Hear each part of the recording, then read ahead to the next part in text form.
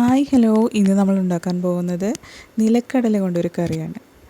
നിലക്കടല കൊണ്ട് ഉണ്ടാക്കുന്ന കറിയിൽ നമ്മൾ ചേർക്കേണ്ട സാധനങ്ങൾ: വലിയ ഉള്ളി 3 എണ്ണം, മീഡിയം സൈസ് 3 പച്ചമുളക്, തക്കാളി 3 എണ്ണം, മല്ലിയില, പച്ചമുളക്, പിന്നെ പെരിഞ്ജീരകം, മല്ലിപ്പൊടി, മുളക് പൊടി, മഞ്ഞൾപ്പൊടി, ഉപ്പ്, എണ്ണ, ഉലുവ, തേങ്ങ എന്നീ സാധനങ്ങളാണ്. നാളികേരം.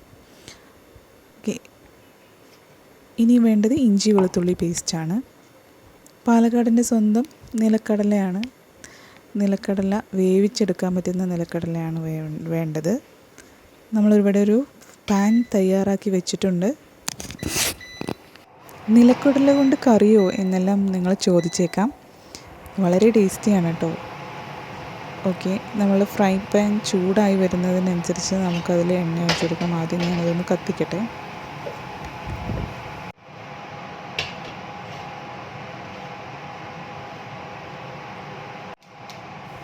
ഇനി നമുക്കതിലേക്ക് എണ്ണ ഒഴിച്ച് കൊടുക്കാം. ഞാനിവിടെ വെളിച്ചെണ്ണയാണ് ഉപയോഗിക്കുന്നത്. നമ്മളെടുത്ത ഓരോ സാധനത്തിൻ്റെ അളവ് പറഞ്ഞല്ലോ. മല്ലിപ്പൊടി 2 ടേബിൾ സ്പൂൺ, മുളക് പൊടി 1 ടേബിൾ സ്പൂൺ, മഞ്ഞൾപ്പൊടി 1/4 ടേബിൾ സ്പൂൺ. ഇത്രയാണ് ഞാൻ പൊടികളൊക്കെ ഉപയോഗിച്ചിട്ടുള്ളത്. ഉലുവയിട്ട് അത് പൊട്ടുമ്പോൾ സൗണ്ടൊക്കെ കേൾക്കുമല്ലോ, അപ്പോൾ നമുക്ക് ജീരകം അതേപോലെ ഇട്ട് കൊടുക്കാം. കരിഞ്ഞു പോവാതെ ഉള്ളി പെട്ടെന്ന് തന്നെ ഇട്ട് കൊടുക്കാം.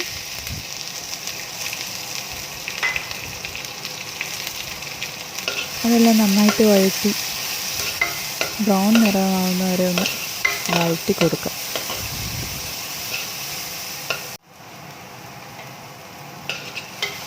അത് ബ്രൗൺ നിറമാകുന്ന സമയത്ത് നമുക്ക് ഇഞ്ചി വെളുത്തുള്ളി പേസ്റ്റ് ഇട്ട് കൊടുക്കാം.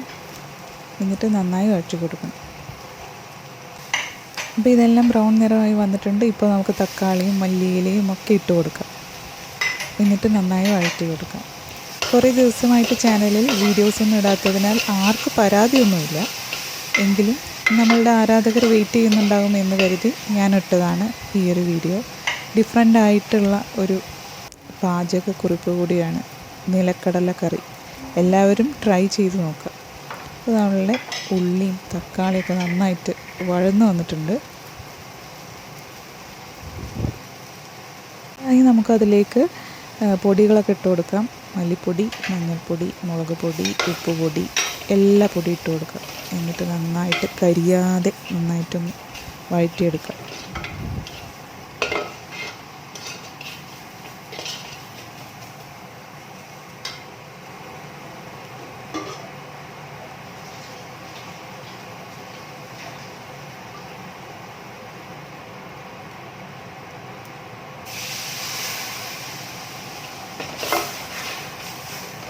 അപ്പോൾ ഇതെല്ലാം നന്നായി വഴന്നു വന്നിട്ടുണ്ട്. ഞാനതിലേക്ക് ഒരല്പം വെള്ളം ഒഴിച്ച് കൊടുത്തിട്ടുണ്ട് കേട്ടോ.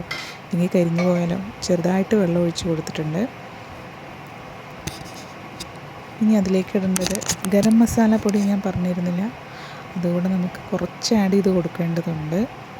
ഒരല്പം ഞാൻ ഗരം മസാല പൊടി ഇട്ട് കൊടുക്കുന്നുണ്ട്. അത് കഴിഞ്ഞ് നമ്മൾ താരം നിലക്കടല ഇതിലേക്ക് ചേർത്ത് കൊടുക്കാം. എല്ലാവരും കരുതും ഇത് ഒരു അല്പം മധുരമായിരിക്കുമോ എന്നെല്ലാം. അങ്ങനെയൊന്നുമല്ല, ഇത് നല്ലൊരു ടേസ്റ്റാണുള്ളത്. എനിക്ക് തോന്നിയത് ഒരു മസാലക്കറിയുടെ ഒക്കെ ടേസ്റ്റ് തന്നെയാണ് തോന്നിയത്.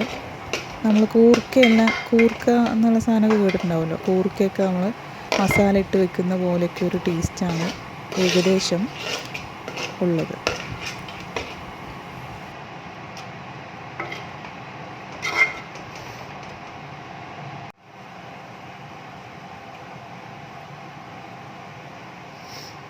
ഇനി ഇതിലേക്ക് ഈ മസാലയൊക്കെ പിടിച്ച് കിട്ടണമല്ലോ. അത് പിടിച്ച് കിട്ടാൻ വേണ്ടി മാത്രം ഒരു ഗ്ലാസ് വെള്ളം ഒഴിച്ച് കൊടുക്കാം.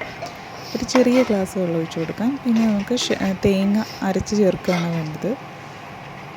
ഇതുപോലെ നല്ല ഗ്രേവി ആയിട്ടുണ്ട്. തേങ്ങ ഒന്നും ഇഷ്ടപ്പെടാത്ത ആൾക്കാരാണെങ്കിൽ, നാളികേരമൊന്നും ചേർക്കാൻ ഇഷ്ടമില്ലാത്തവരാണെങ്കിൽ ഇങ്ങനെ തന്നെ കഴിക്കാവുന്നതാണ്. നല്ല ടേസ്റ്റാണ്. ചപ്പാത്തിയുടെ കൂടെയും ചോറിൻ്റെ കൂടെയും ഏത് നാഷ്ട പലഹാരങ്ങളുടെ കൂടെയൊക്കെ കഴിക്കാൻ പറ്റുന്ന ഒരു കറിയാണ്.